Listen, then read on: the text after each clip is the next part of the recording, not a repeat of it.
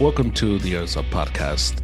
On this episode, I want to catch you up with the NBA. Football's done. We crowned another champion, and the very forgettable All Star game, which the NBA is going to parade around because it was the highest rated All Star game in 15 years or whatever it was.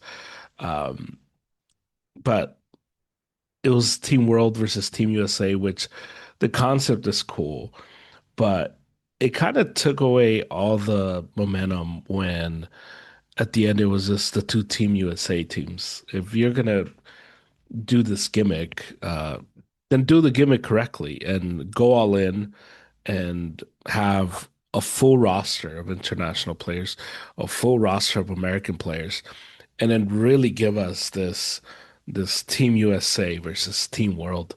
Um, but that came and went, and now all eyes are on the NBA in terms of who owns the sports calendar and who holds it up until the World Cup. Because baseball starts in this weekend. Actually, I think this weekend is when we get the first spring training. But baseball doesn't really get a hold of the calendar until August. And so from here to June, basketball is front and center, and then it goes to the international football as the World Cup starts in June. Um, but here we have in the NBA, as we've come to more than the halfway point, but we're in this part of the season where everything's now gearing up for the stretch run. And one of the things that came out of the the converse of the All-Star game, and one of the conversations that was had was all the tanking that's happening. And so the Utah Jazz got in trouble because they tanked, and the NBA fined them, and Adam Silver had a whole thing on how everything's on the table and for tanking, and the NBA is gonna go into the offseason with the rules committee, and they're gonna try to see what they do. And so it's one of those things that the NBA has allowed for such a long time. And because it's allowed it for such a long time and it's such an accepted part of the game, the only way you're gonna really get rid of it is if you really start to crack down on teams. And if you really start to get on everyone's case about really taking this serious. And that's the only way that this is going to happen. Utah, for example, they got fined $500,000 because they pretty much sat down Laurie Markkinen and Jaron Jackson Jr. in the fourth quarter in a game that was very competitive, in a game that they won, but it was very competitive, and at the end they just didn't play their two best players, and so typically we see this behavior late March, all of April, and it's February, and we're starting to get it now, and the Pacers got fined 100,000 for something similar, not as egregious as the Jazz, but in the same ballpark. And so this was the talking point in the All-Star game. This was the big conversation that the league now has to fix. And I think the only way this gets fixed is by adjusting the schedule. One, there's too many games.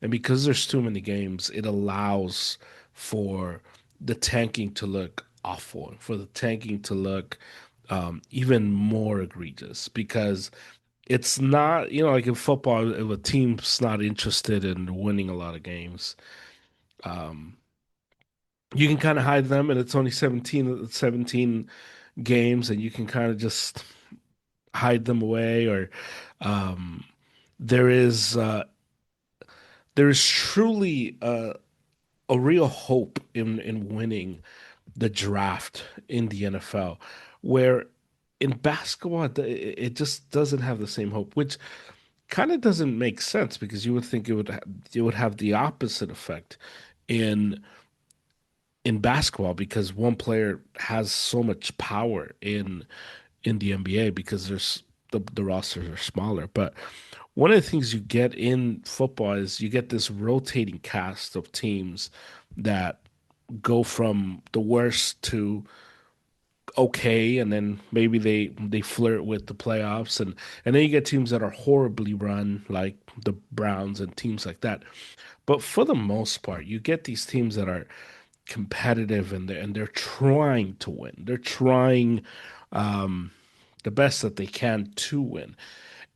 And in basketball, it looks so much worse because it's just so obvious the teams that are taking it serious, so obvious the teams that are willing to invest all their assets into not winning basketball games. And it's why I think the league is now forced into doing something over a topic that I don't think the league really cared to fix.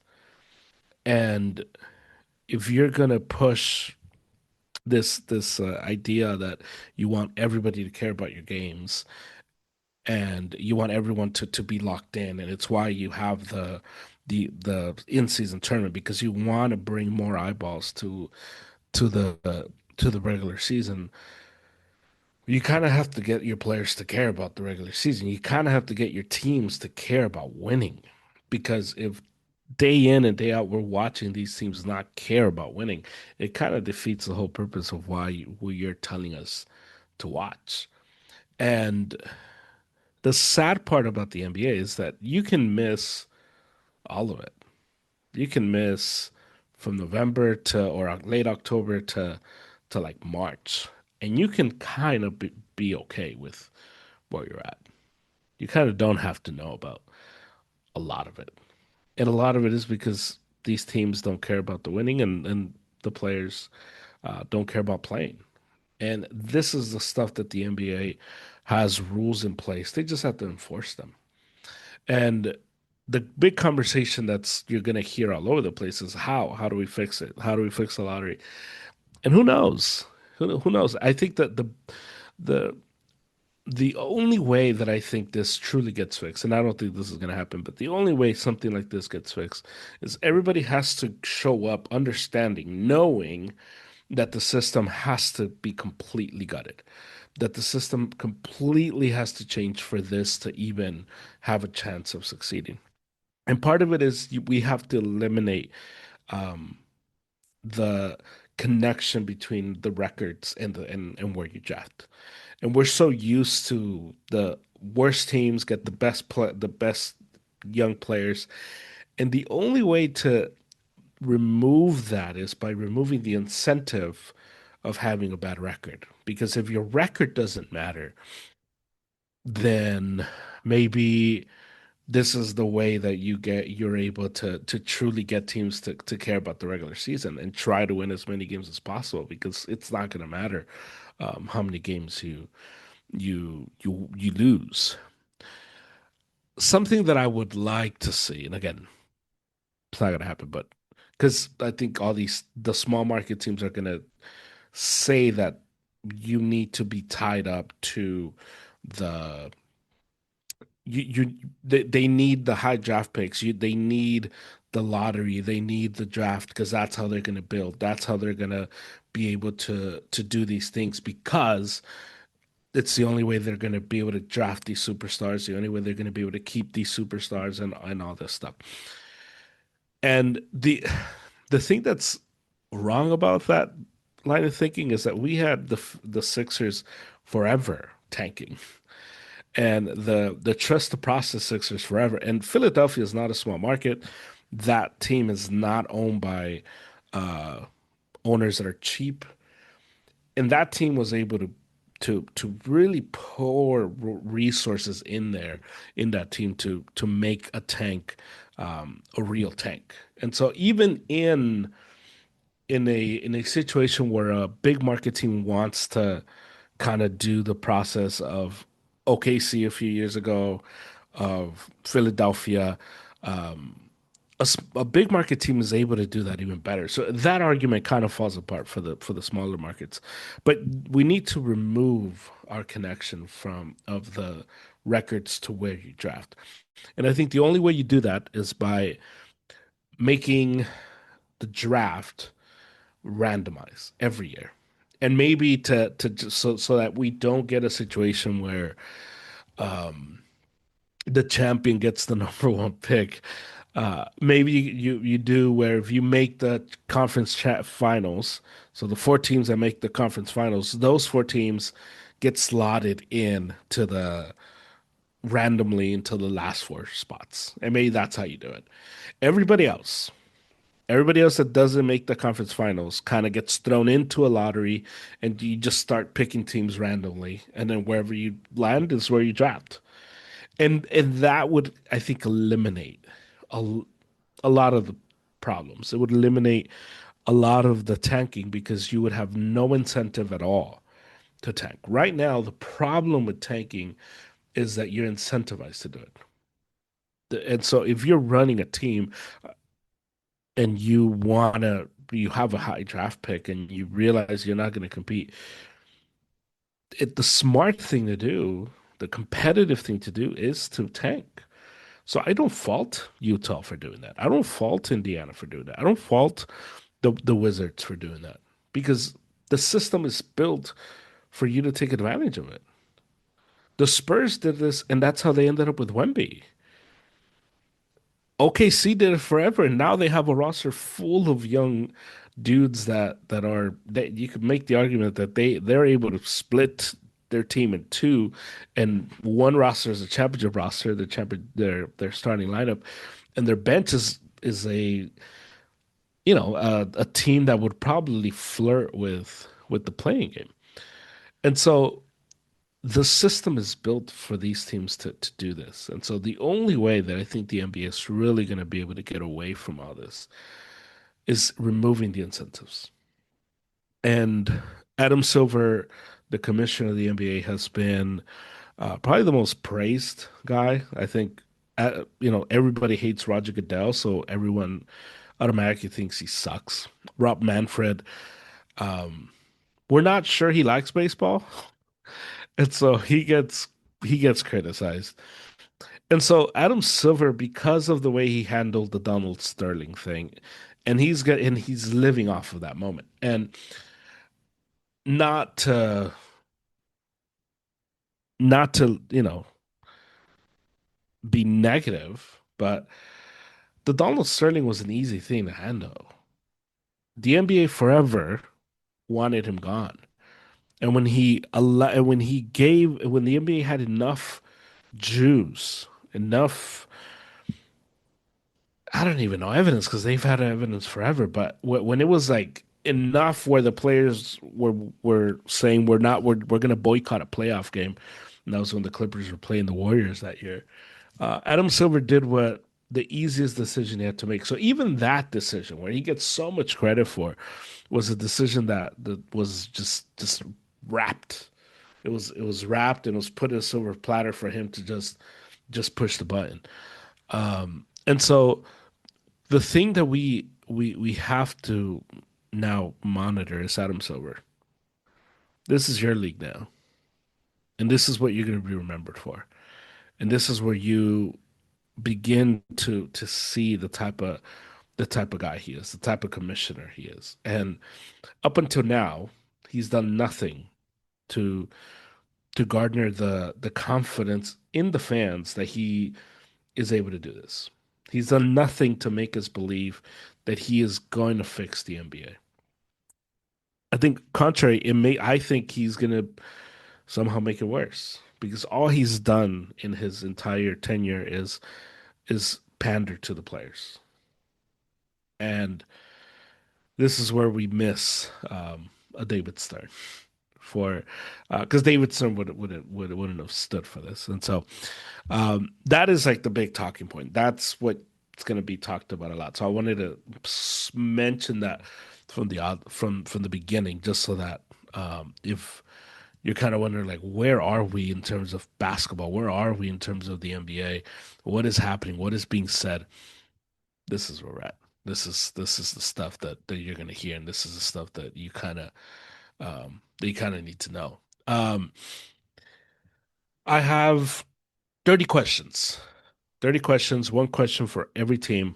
Um, and so I'm gonna go through it. I have these different tiers, and so I'm gonna go through it, ask the question, and that way you get a good idea of where are we in the NBA. So I'm doing these in terms of record, worst to best, and we'll go from there. Um, as I want you to be caught up because starts again tomorrow. It's been entire All-Star break, and tomorrow we got games again. So we're starting with the Sacramento Kings. Sacramento Kings, the saddest team, the saddest franchise in American team sports. Like who's even? I think if you're in a conversation of the worst franchise, the worst team, it's hard to beat the Kings. It's really hard to beat the Kings. Anyway, they've lost 14 straight. They're 12 and 44. It's a roster that makes no sense. And today it was announced that Zach Levine's gone out for the year, and um, they announced that um, Domantas Sabonis is out for the year. So the Kings are, their roster makes no sense. Their roster is not good. So to say they're tanking is they suck. They have no choice but to tank. But they're 12 and 44, worst record in basketball, um, and lost 14 straight, which is pretty insane. Pretty crazy. Anyway, 12 and 44. The question for them, and the answer is probably no. But I wanted to be fair. I didn't want to be mean throughout the entire process. So this is the bottom of the league. I got five teams here. So, question for the Kings: can the Kings find a silver lining in all this? Is there some kind of silver lining in the life of of the Kings in that organization? Um, and what I mean by that is this a season, and with their owner, probably not, that wakes them up, that wakes the fans up, because they have good fans there. But it just seems like they're going to be stuck in this situation um, until A, they demand a new owner, and B, you do that by boycotting their games. And is that the silver lining? Is there a silver lining in this horrible season where next season you go into next season and what do you have to look forward to? What are you excited about if you're the Sacramento Kings? You look at this team and you just think like, who are these players? What is this collection of guys?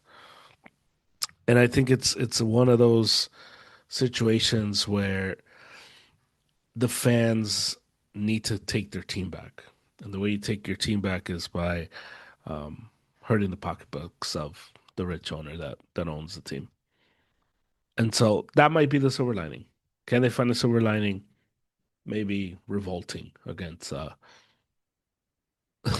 Vivek, the owner of the Sacramento Kings. Maybe. Washington Wizards 14 and 39. They are um, the weirdest team in the trade deadline. I think it's fair to say that. They acquired AD from the Mavericks. They acquired Trey Young from the Hawks. I don't think neither guy is going to play for them this year. They took on D'Angelo Russell, and they were the team that said, you know, give us your stars. Give us.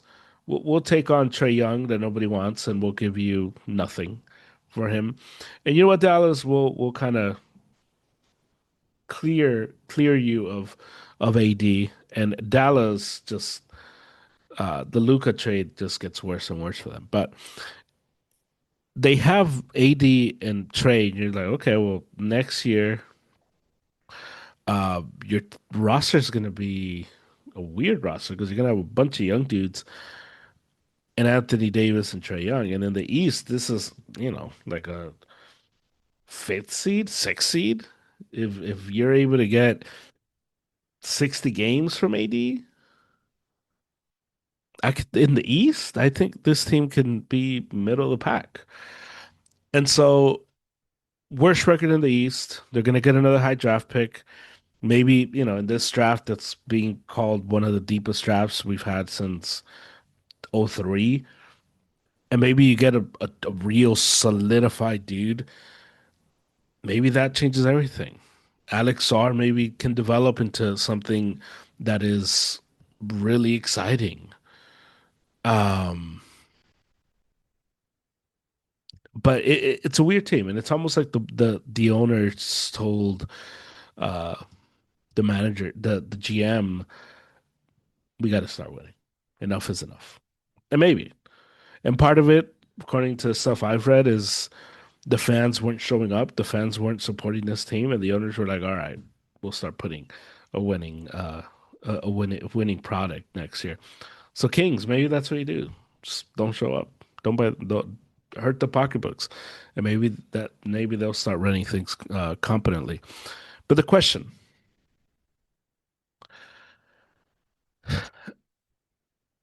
will the Wizards find an established guy among their young core?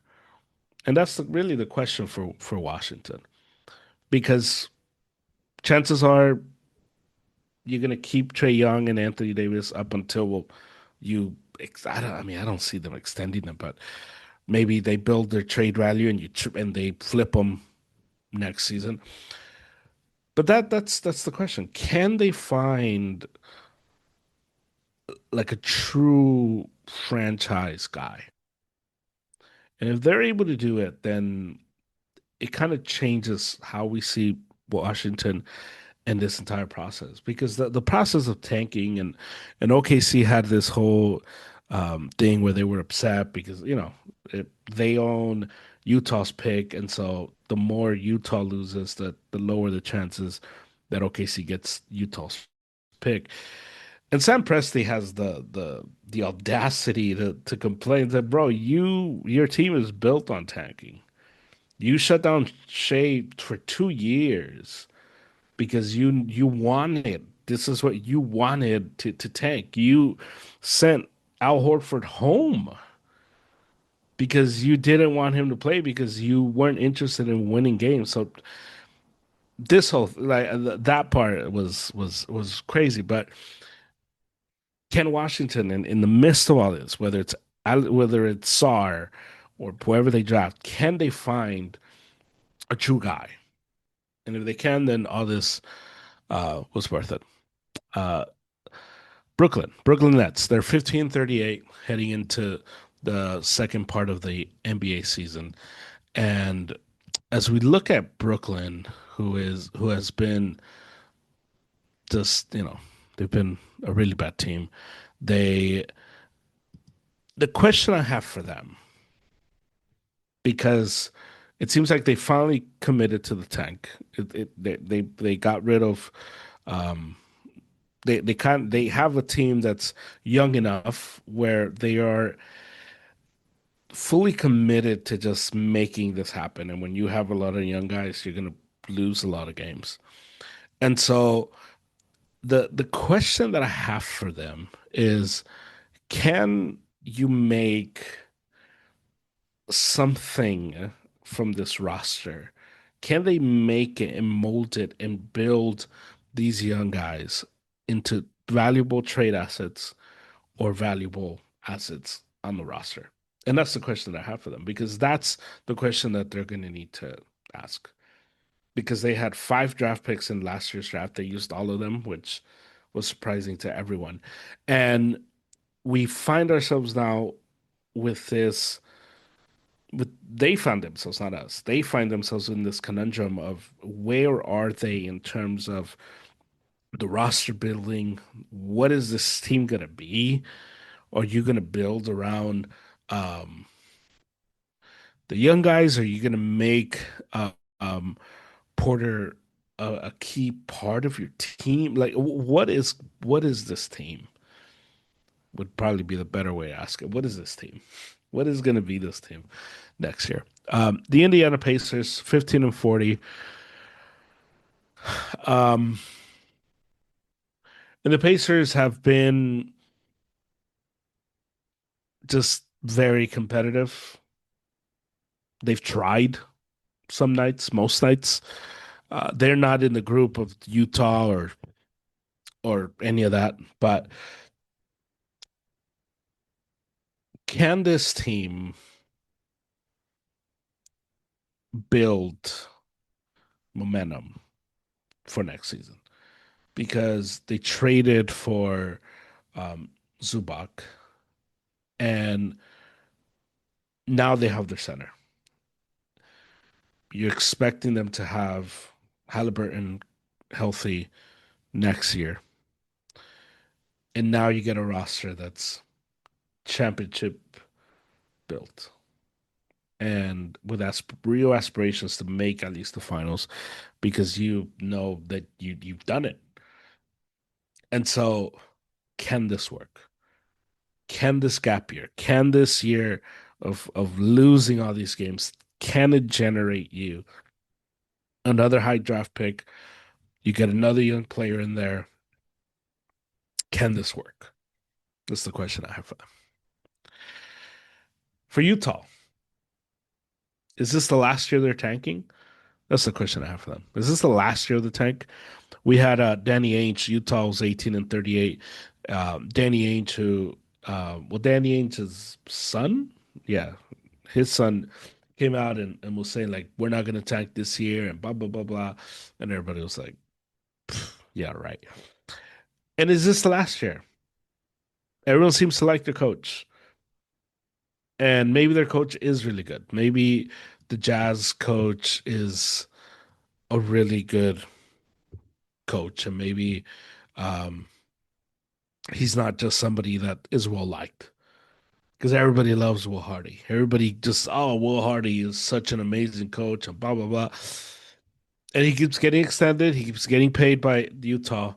But at what point are we going to see it? And so, is this the last year of the tank? Would be my question for the Utah Jazz. We get into the middle tier. In the middle tier, I got four teams: Milwaukee, 18-29. The Giannis stuff is, the soap opera of the NBA. He's technically never demanded a trade. He's technically hasn't said it, but he has said, "I want to win titles, and it doesn't seem like it's going to be here. So I want to win. And if it's not here, then it's going to be somewhere else. But I'm not saying I want to get traded. I just want to win." And it doesn't look like it's going to be here. And so it's like this stands. And the question I have for them is this season worth it? Is it worth to bring back Giannis?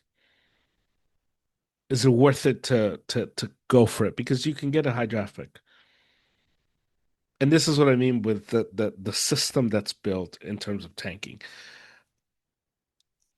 I would like to see it changed, but until it gets changed, this is a system that these teams are given, and it is idiotic to not take advantage of it. So if you're Milwaukee, why wouldn't you tell Giannis, look, just take it easy. We'll see what we do in the offseason. We'll have another draft pick to trade or draft, and we'll be able to try again. The one thing that Milwaukee can't be criticized on, because you can criticize them for um, the Dame trade, the Drew trade, whatever the hell they did with Miles Turner. you can't say that they haven't tried because those three transactions are of a team that's they're trying. They're trying something. They're trying different stuff. It's just none of it has worked.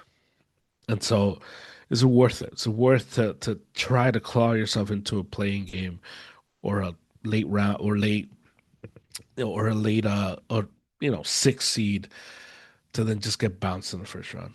Is it better to just shut it down, get a high draft pick, and see what you can do around Giannis? Um, Charlotte Hornets, 23. Um, this is a team that's probably everyone's favorite team in terms of just how they've played. They are 26 and 29. The Bucks are 23 and 30, by the way. But they're 26 and 29. And the question for them is, can the young guys stay healthy? Can they make healthy and can they make a real push and lock down a play-in spot? Right now they're nine. They're ninth seed. And so right now they're right there. But can LaMelo stay healthy? Who got in a car accident today? So we'll see what comes out of that. Um, Brandon Miller, can he stay healthy? Can this be a team is able to put it together down the stretch and get into a play-in? Because if they're able to do that, then all of a sudden the Charlotte Hornets begin to have real ideas for next season. And this is the hope that gets sold to these teams that are tanking is the hope of OKC, which is the highest level of what you would want. But the Hornets are in that too. They've tanked forever, they've sucked forever, and now they got a roster of good dudes, of good young players, and they're right in the mix. And so it would be awesome if the system wasn't built around tanking, where you're able to see these guys play and given a chance to play meaningful games and moments before, um, before today, before this season. And so, can they stay healthy? Because that's going to be the biggest key, the health of the young guys. Atlanta Hawks, they find themselves currently 26 and 30. They're the 10th seed in the East. And the question for them is they traded Trey, they moved on and they're kind of just in a different spot of their era. And Jalen Johnson is their guy. He is their dude. He's the guy that's gonna be given they given him the keys to the franchise. Ricochet is there to hopefully rise up and fulfill whatever it is that they think he can fulfill. Nikhil Alexander Walker has been awesome for them, and his scoring has been such a revelation. Who knows what's going to happen with Kaminga and Dyson Daniels is really good. So it's a team that has a lot of good athletes, a lot of good young players. Um, but can it amount to anything? Can it amount to anything that can give you hope? Anything that can make you believe that the Atlanta Hawks can not just be the typical Atlanta Hawks that we see this play-in, tournament team, but can they be a real player? Can they become what Cleveland has become? Can they become what Indiana has been? Can they be that? Can they get to the Detroit type of level? That's the question.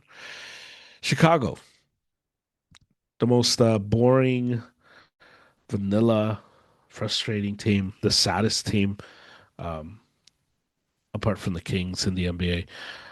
They're 24 and 31, and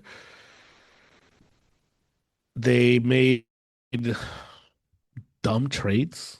Like their trades made absolutely no sense in the trade deadline.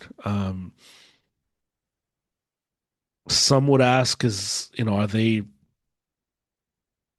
gonna really tank now? And the answer is probably like, well, they kind of have no choice. Like, yeah, I mean, probably. Like,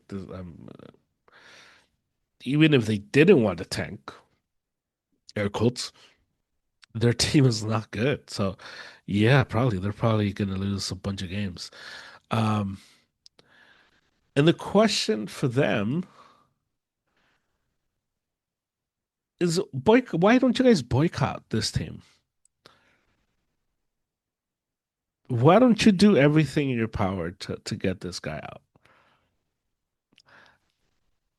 The Dodgers are, the number one team in baseball now, and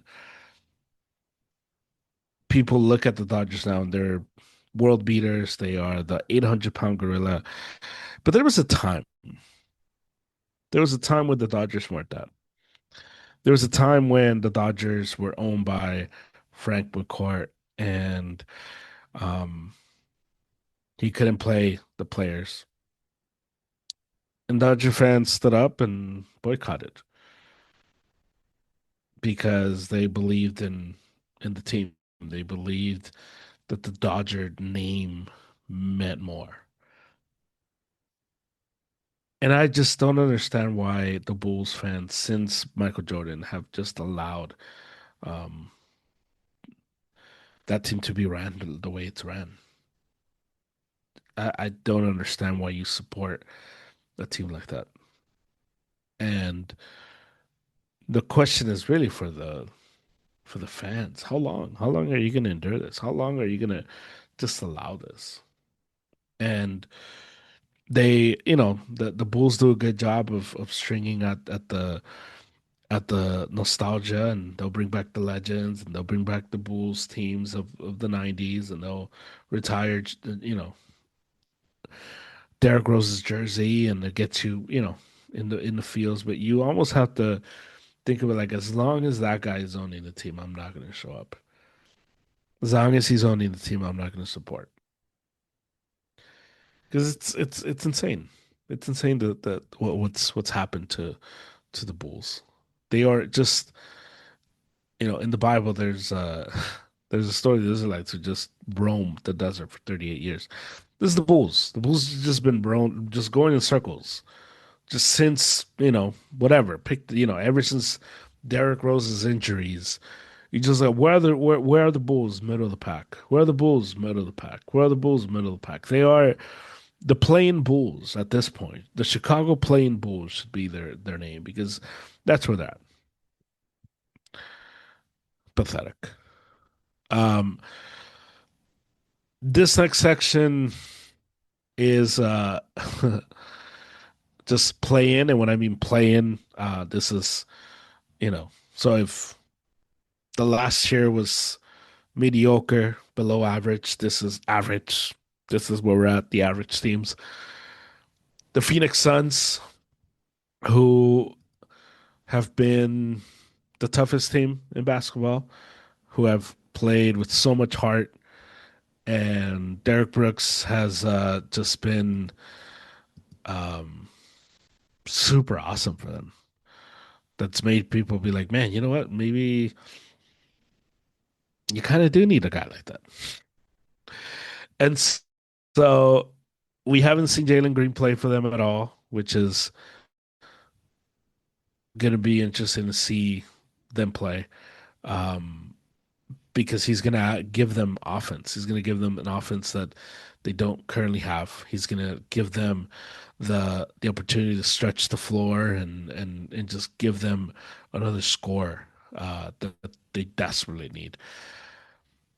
And so they find themselves in a situation where they've had some injuries and they're kind of just making their way back.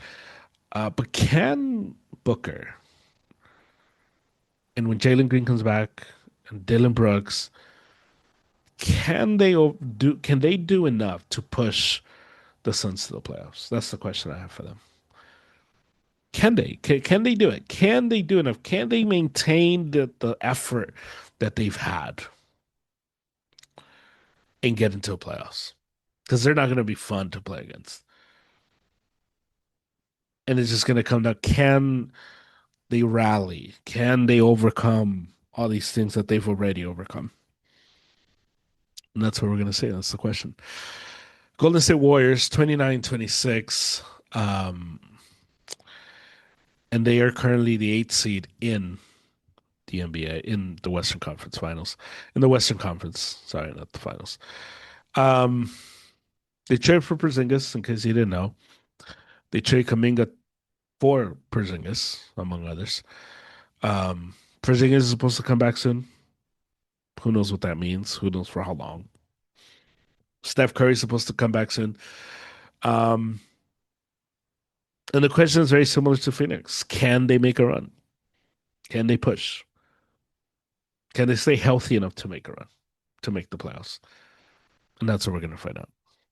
That's the question. Clippers, who traded James Harden in a surprising trade, and James Harden just he's all about the Benjamins. That's it. He's all about the money. You're not going to extend me? Trade me.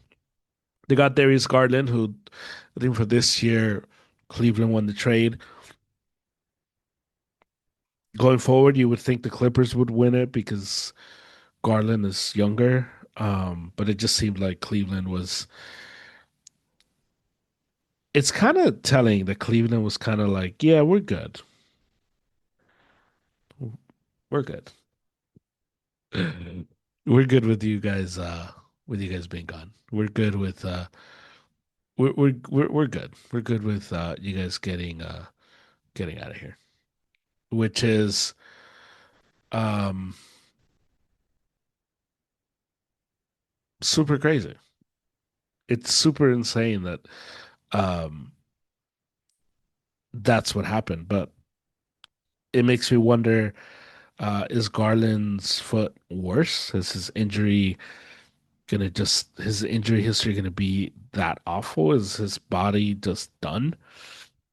But who knows? But Kawhi's been playing phenomenal basketball. He's you can make the argument he's been the best player um, over the last 2 months or so in the entire NBA. And the question really comes down, and the answer is probably no. But can Kawhi stay healthy enough to for the Clippers to continue on this search? The answer is probably no. But can he? Who knows? Because they were so awful. They were so bad in the beginning of the season. But they've been so good lately. But because they had to climb out of such a crazy hole, they're 10th. So can they keep climbing? Can Kawhi stay healthy enough to keep climbing? And who knows? That's what we're gonna have to find out. I forgot to do the Nuggets, the Mavericks in terms of the bottom teams. So the Mavericks, who are 1935, they've lost nine straight. They've pulled the plug on the season, and they're gonna just enjoy the Cooper Flag um, experience. He's gonna win Rookie of the Year. He's phenomenal. He's amazing. Like he is all of that. He's not Luca, but he's really good. And can they build around him? They build a championship team around Luca. Can they do it again? And that's the question that I would have for the Dallas Mavericks. Um, the Pelicans. The Pelicans, who are 15-41, they are one of the worst teams in basketball. And is it time to pull the plug on Zion? It's finally time. And maybe you won't get much, but maybe it's time. Maybe it's time. Maybe it's just time that you kind of figure it out. And it's weird, just the way they're what they're doing, because you would think that they would play Derek Queen and Jeremiah Fears a lot, which they're not. Doesn't make any sense. Um, they've absolutely are not going to play Jordan Poole, which makes sense. But it's probably time to just move on from Zion. It's probably time. Um, Herb Jones, who I like, and I wanted the Lakers to trade for him. He kind of doesn't play all that much, which is super alarming, but he plays in New Orleans, so people kind of don't like it doesn't, come across the radar. Um, but I notice, and that's weird. It's weird that he doesn't play a whole lot. Memphis, the Grizz, who are 20 and 33, they, traded Jaren Jackson. They traded Bain in the offseason. They were trying to trade Jaw, but no takers. Um, where do you go from here? Do you try again with Jaw? Do you hope he grows? Do you hope he matures? Is he really worth that much to the city for you to be held hostage by him? I don't think so, but maybe to them he is. Maybe that's where they're at. Maybe to them it's like, yeah, like he is our guy. So yeah, man. And moving up to the middle of the pack, Portland, who has been probably the a delightful surprise for everybody watching this year.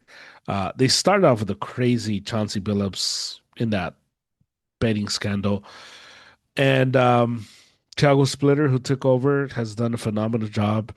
Um, Denny Advia, who's an all-star and has been really good for them. Uh, he's been leading them. Scoot Henderson, who's back after just missing most of the season. Damian Lillard, who's going to play next year, won the 3-point contest. So there's stuff there.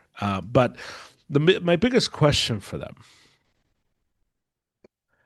is can Scoot Henderson adapt to the roster? And that's what I'm going to be looking at for them. Can he adapt? Can he adapt to the things that are going around in that roster? Can he be a good complementary piece? Because if he's not able to be a good complementary piece, um, it doesn't bode well to his future there. So, can Scoot Henderson be a good complementary piece in Portland? Would be my question for them. Um, the Miami Heat, who are like the Bulls, just a perennial middle of the pack.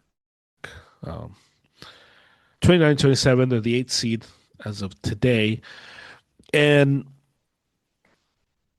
the question is, will Eric Spoelstra, who's a really good coach, will Eric Spoelstra, who was a really good coach and like went at for like was like super um critical of uh Kalel Ware, and he didn't want to play him and Bam Adebayo, but it works. Is he gonna go with that? Are the Heat gonna trot out and try to make this Bam and Kalel Ware thing work? That's what I'm interested in seeing from them. Can their double big lineup work, and can it propel them to higher than the playing game into a six seed? We'll see. The Orlando Magic, who let me look at this list. Yeah, the most disappointing team in basketball, the Orlando Magic, 28 and 25. We thought this might be the dark horse. Well, I thought this might be the dark horse to make the finals coming out the East. And Paulo Banquero's just leaves a lot to be desired. A lot to be desired. Um, they have injuries galore. Wagner is going to be gone for more time. And the question that comes for them is, can Paulo Banquero um, lead them? Can he be good? Can he be more consistent offensively? Can he be the guy? This is what we're going to learn. This is for better or worse. Um, the way we see Paulo will be dictated by what happens from here on out. And so, if heading into next season, as a collective, we are out on Paulo, it's because of this stretch. And if as a collective, we're like, no, no, no, he's still good. Don't quit on him. It will be because of the stretch. And that's where, and that's the reality for Paulo, for the Magic. That's where we're at. They're solid playoff teams. So these are the teams that are guaranteed playoffs teams. They're going to be in there. They're solid. You know, that's solid. Would be how would characterize them. Philadelphia 76ers, it seems like the perennial question for them is can Joel Embiid stay healthy?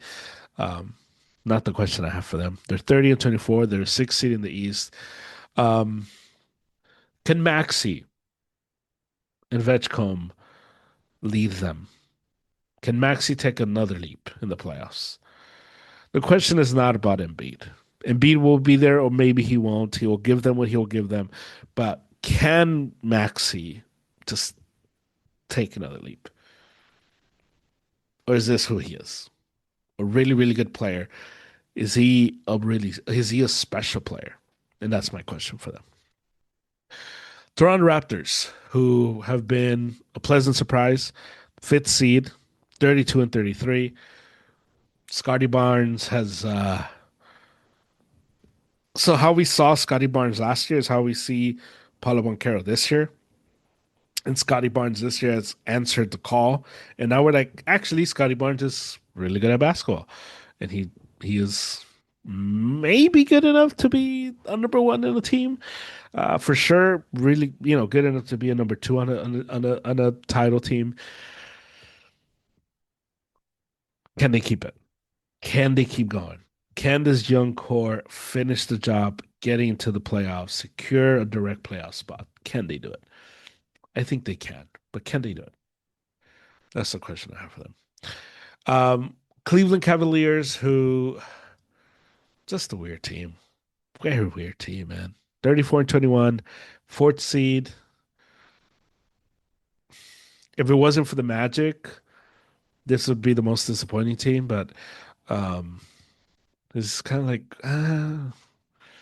yeah, I guess, Um, James Harden has looked really good. James Harden is like, what's that character in the X-Men? Just transforms. He can adapt to almost anybody. He can just play with like he's good at that.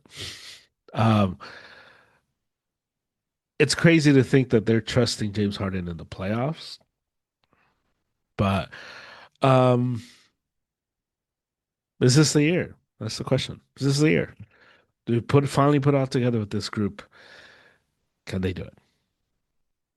We'll see. I don't think so. James Harden. We'll see. New York Knicks are in this tier. 35 and 20. They've had really bad lows. Then they made you feel good, and then you're like, eh. Mm.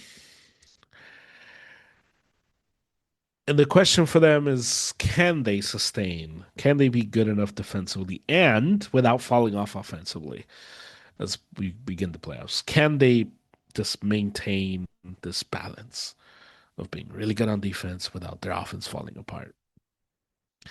And that's the question I have for the Knicks because I don't know. I don't know if they're capable, if they're able to do that.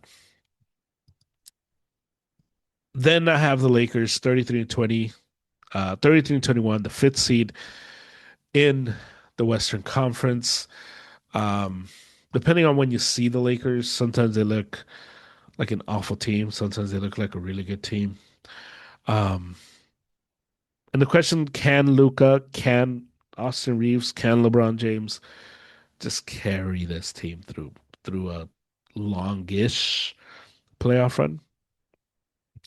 They certainly have the top end talent to do so. So that's the question. Can those three dudes shoulder the load and carry them through the playoffs?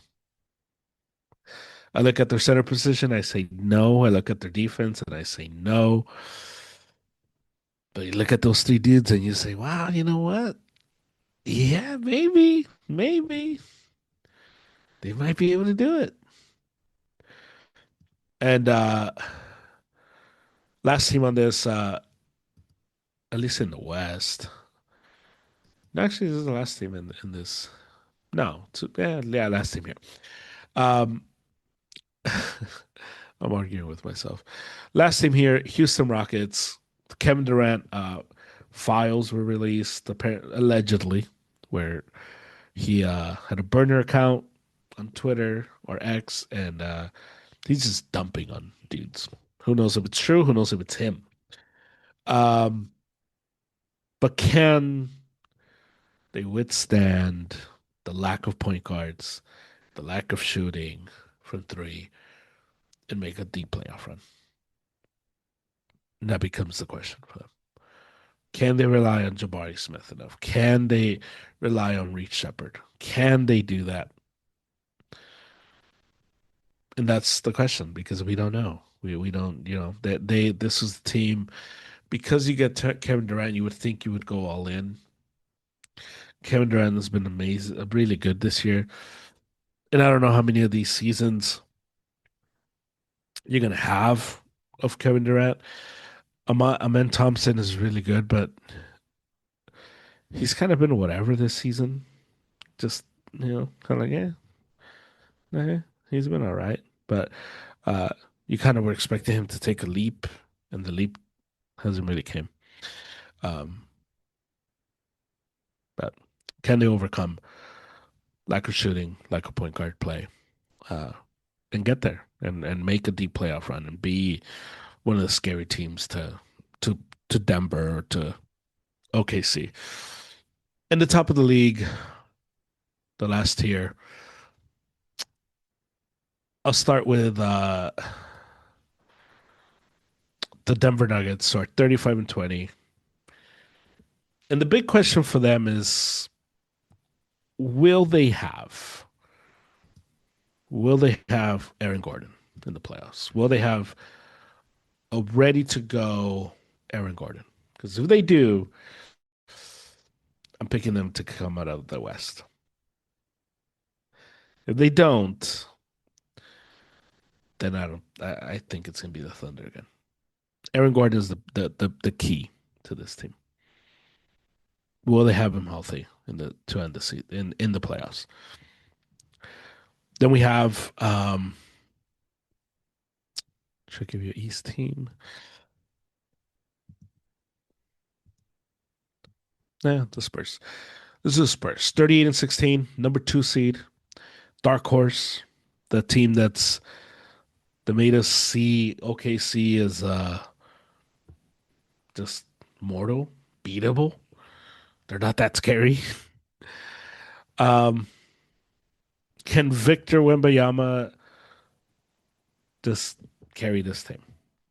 Because we're kind of thinking, they're a year too early, and many times it's no, they're here.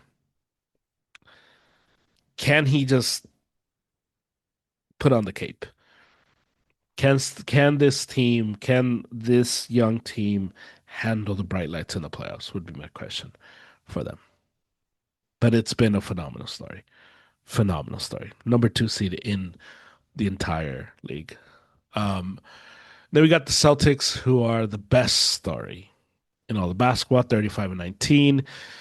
Jaylen Brown has been amazing. Jason Tatum is supposed to come back sometime in March.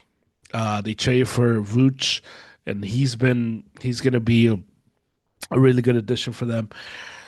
Um, and the question is, will Jason Tatum mess them up?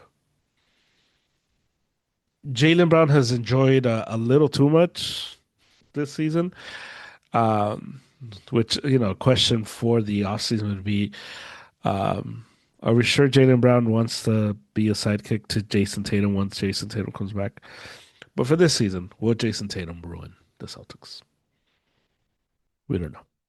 but they're the number two seed in basketball. And if Jason Tatum was able to give them 25 minutes just high in basketball, the Celtics might make it out of the East.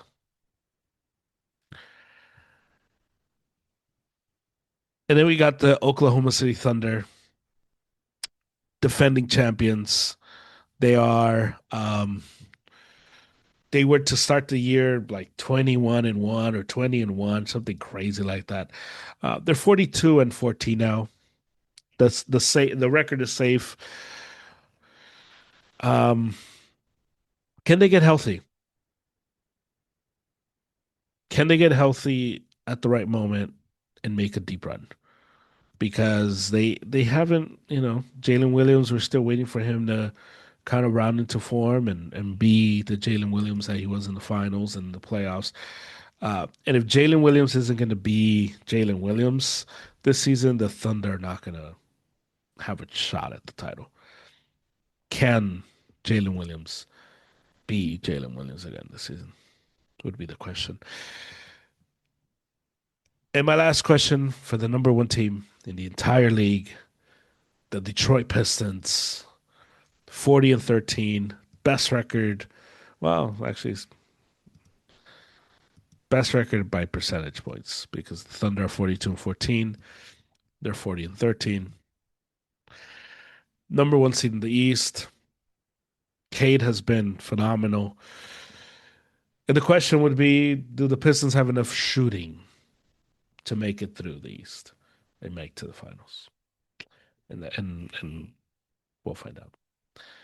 Those are my 30 questions for the 30 NBA teams. This is where we're at as we head into the second half of the NBA season. It's going to be fun. It's going to be just a wild ride. If you want a guide, you don't have to pay attention um, to anything that the Nets, Pacers, Wizards do. And you don't have to pay attention to anything that the Grizzlies, Mavericks, Jazz, Pelicans, and Kings do. Doesn't matter. Unless that's one of your teams. But in the West, the top 10 teams, pay attention to them. In the East, the top 12, depending on what Milwaukee does, you pay attention to them, and uh, and you'll be fine.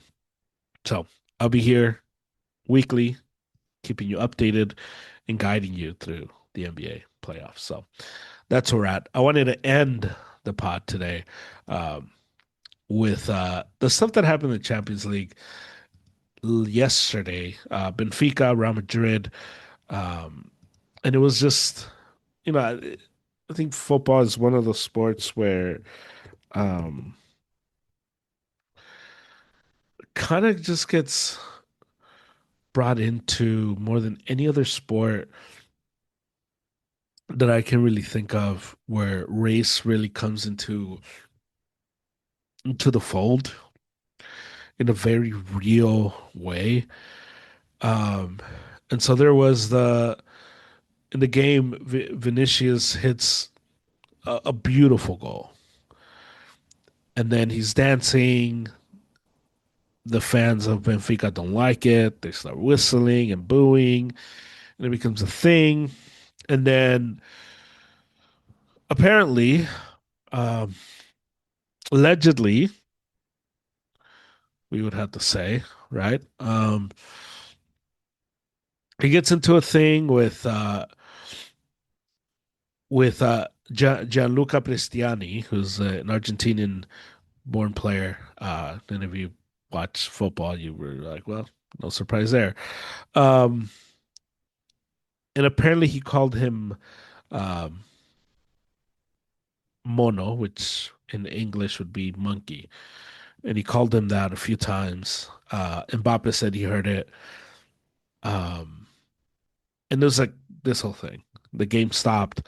Um, and the image and the video that goes around is Cristiani just covering his mouth with his jersey and saying whatever it is they said, and Vini just losing his cool immediately when it happened.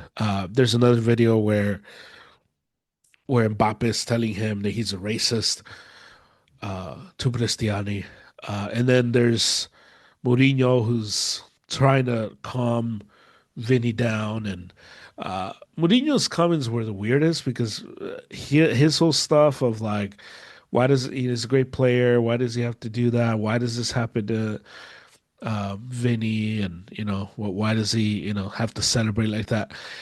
And everyone's kind of like, uh,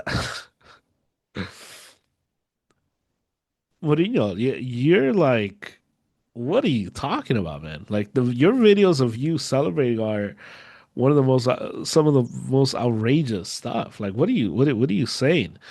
Um, and the sad part is we don't know. We don't know what Cristiani said. And if we're, we're gonna give everybody the benefit of the doubt. Um, it sucks. It sucks that he covered his mouth. It's a cowardly thing that he covered his mouth because there's no way of us knowing. It becomes a he said, she said. Um, Cristiani came out and said I didn't say that. He misunderstood me. Benfica came out and backed up Cristiani because, of course, that's what they were going to do. Um, and the part that sucks is that nothing gets resolved. And this black eye that's over FIFA because of all the racist stuff um, kind of just stays there because there's no way of knowing. And there's been people who are saying, like you want to ban. I saw some guy who was saying that maybe they should implement a rule if you're talking and you cover your mouth, direct yellow. And it's like, I don't know about that. Like that's kind of crazy. But I'll say this: if Cristiani really called him a monkey, if he did say that, then yeah, you're a punk for covering your mouth. Because if you're bold enough to say it, just say it and face the consequences. I believe Vinny. I just don't think he's going to kind of make that up. I don't think Mbappe is gonna go to war for something alleged. Because Mbappe was phenomenal, just his leadership and how he spoke and how he backed up Vinny. Everybody else, though, was kind of like he said, "This is what happened. We don't know," because it's one of the situations. Unless you're certain, it's really hard to then kind of go for war at it. And Vinny has all the right to get upset and react how he reacted because he believed he heard what he heard. But everybody else is kind of like, yeah, I didn't hear that, so I don't know. So weird situation. Um, but I want to highlight that because um, they're going to play again next week. And it's going to be talked about. It's going to be a whole thing. So I wanted to kind of address it as well here on the pod. So with that, um, I'll end it. Thank you for listening, and I'll talk to you later.